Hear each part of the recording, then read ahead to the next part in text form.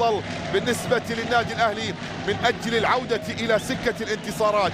هنا محاولة ملعوبة الآن أهلاوية أمامية في منطقة الجزاء، كرة بالخطأ وصلت مرور كرة في الجول.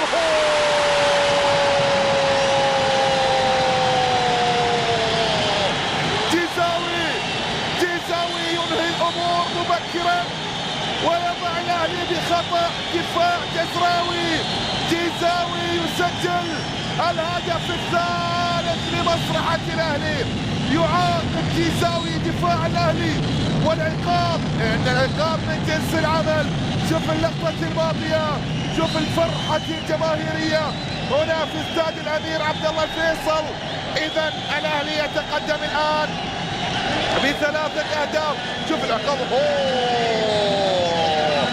يأتي العقاب بخطأ من روزاريو، خطأ من روزاريو. لا ترفع ايدك يا روزاريو، ما فيها شيء، ما فيها تسلل، ارجع حاول. لكن روزاريو كان متفرجا على مهارة جيزاوي اللي مر وتقدم، اللي سجل وضمن، اللي وضع